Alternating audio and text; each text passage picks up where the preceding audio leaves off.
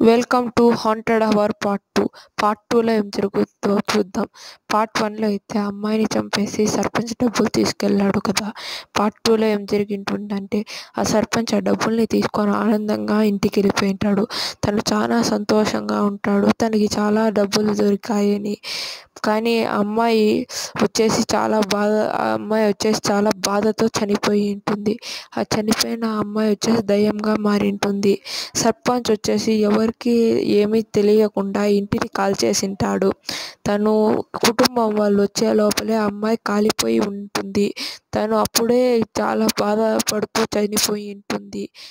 కానీ తను మాత్రం ఒక పెద్ద దయ్యంలా మారింటుంది. ఈ తర్వాత ఏం జరిగిందో చూడాలంటే పార్ట్ 3లో చూడండి. Thank you for watching friends.